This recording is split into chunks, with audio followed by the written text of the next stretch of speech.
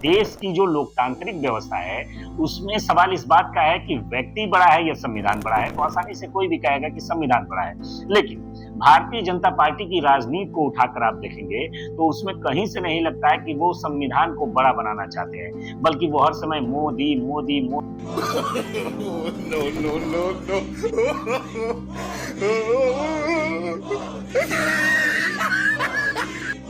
मोदी तमाम इवेंट किए गए, तमाम पैसे खर्च किए गए और हमारे और आपके पैसे खर्च करके एक व्यक्ति को बड़ा बनाने का प्रयास किया गया और उस व्यक्ति को बड़ा बनाने के साथ साथ उनके अंधभक्तों की एक फौज खड़ी की गई। यकीन नहीं आता तो इस वीडियो को जरा देखिए, पहले इनको देख लीजिए और कैसे इन लोगों ने देश को खोखला और बर्बाद कर दिया है, उस पर बात करेंगे। उससे पहले इन लोगों की बातों को सुनिए जरा। मेरा जो जीवन है ना वो सफल हो गया मोदी के दर्शन करके। प्रधानमंत्री जी से मुलाकात हुई। हाँ मिली, दर्शन हुआ, उनका दर्शन हुआ। क्या बोला तूने? नमस्कार किया। मैं अपना भगवान मानता हूँ, मोदी को भगवान मानता हूँ, भगवान से ऊपर कुछ नहीं है। क्या हो तुम? आज हम कहते तू क्या है बे? हमें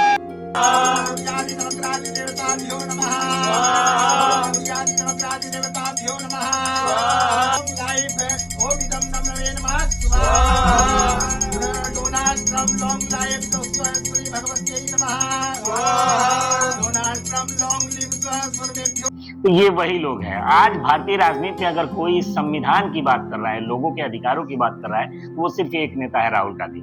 राहुल गांधी ने कब कब क्या क्या इस सरकार को चेतावनी दी, इस देश में जो चीजें बर्बाद हो रही हैं उसको लेकर के देश के जनता के बीच चेतावनी दी। लेकिन हम ठहरे अंधभक्त। हमें तो एक व्यक्ति को बड़ा बनाना है, एक व्यक्ति को महान बनाना है। अब वो देश को चाहे जितना भी बर्बाद कर दे, लेकिन उस पर खामोश रहना है। तो अब मैं आपको जो बताने जा रहा हूँ उससे साफ हो जाएगा कि मोदी सरकार की विदेश नीति कितनी घटिया है, कैसे भारत की साख को अपने प्रोपगंडा के जरिए हल्का किया जा रहा है, कैसे विश्व गुरु भारत को ट्रंप के हाथों बार बार जलील करवाया जा रहा है। हमारे प्रधानमंत्री आज एक ऐसे राजा की तरह हैं जिनके अंदर शर्म नाम की कोई चीज बची नहीं है, जो दुनिया के सबसे ताकतवर ताकतों से आंख मिलाकर बात करने की हिम्मत नहीं जुटा पा रहे हैं। अमेरिका ने H1 वीजा की फीस 5 लाख से बढ़ाकर 88 लाख कर दी है। अब दोस्तों सोचिए जरा, 5 लाख से बढ़ाकर 88 लाख, 3 लाख से ज्यादा भारतीय जो अभी भी अमेरिका के Amazon, TCS, Microsoft, Google, Apple और वॉलमार्ट जैसी कंपनियों में काम कर रहे हैं, उनकी नौकरियों पर अब तलवार लटक गई है, क्योंकि भारत का लेबर अमेरिका को सस्ता लगता है। भारतीय कम पैसों में उतना काम कर देते हैं जो यूरोप के 4-5 लड़के मिलकर नहीं कर पाते हैं।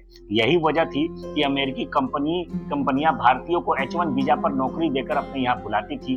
क्या अब कोई 88 लाख रुपए खर्चा करके किसी भारतीय को नौकरी पर रखेगा? इस फैसले से लाखों नौकरियां प्रभावित होगी। नई नौकरियां तो दूर की बात है, जो भारतीय अभी अमेरिका में काम कर रहे हैं उनमें से भी बहुत कंपनी कह देंगी bye bye, tata, good bye, गया। यह सब तब हो रहा है जब मोदी जी लगातार ट्रंप माय फ्रेंड का खेल खेल रहे हैं। अमेरिका लगातार भारत पर टैरिफ लगाकर हमारी कमर तोड़ रहा है। भारतीय व्यापारियों के फेफड़े हाथ में आ गए हैं, लेकिन मोदी जी फिर भी मुस्कुराते हुए कहते हैं, my friend, India friend, the president of the United states of America, mister Donald Trump. My friend Trump. नए वीजा स्कीम का जिक्र ट्रंप ने H1 वीजा महंगा करने के साथ साथ 3 नए वीजा कार्ड भी लॉन्च किया है।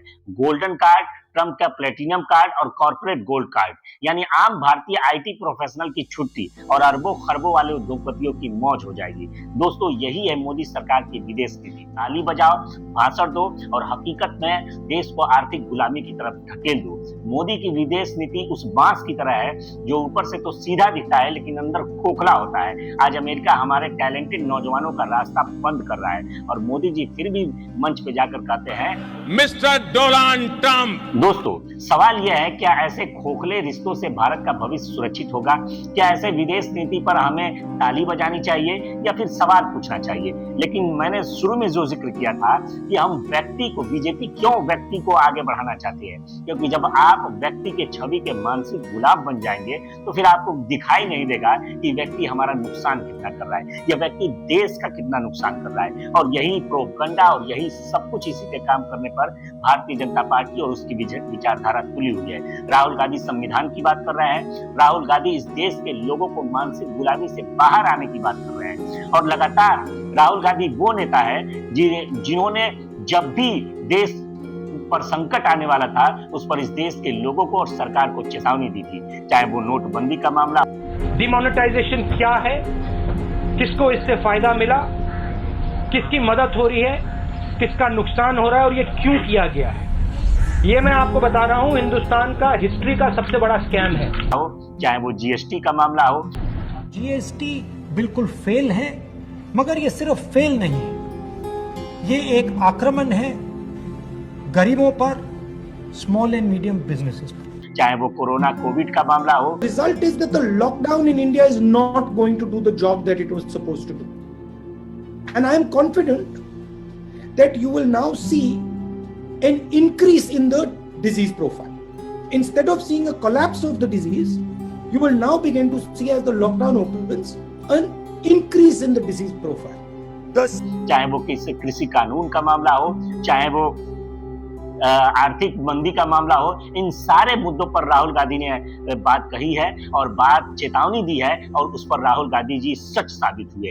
एक दूरदर्शी नेता जो इस देश के लोगों के लिए संघर्ष कर रहा है। लेकिन हम और आप आर्थिक और मानसिक गुलामी में इस तरीके से जकड़े हुए हैं कि 5 किलो राशन से पेट भरकर समझते हैं कि वाह मोदी जी वाह, क्या कमाल कर रहे हैं आप और देश का भंडार कर रहे हैं। तो कमेंट करके जरूर आप बताइए कि आप भी इस मानसिक गुलामी से कहीं प्रताड़ित तो नहीं है, आप भी इस व्यक्ति का जो ढोल बीजेपी और आरएसएस के लोग जो पहुंचाना चाहते हैं उसमें कहीं फंसे हुए तो नहीं है। निकलिए बाहर और इस देश के बारे में सोचिए, इस देश के संविधान के बारे में सोचिए। जय हिंद, जय भारत।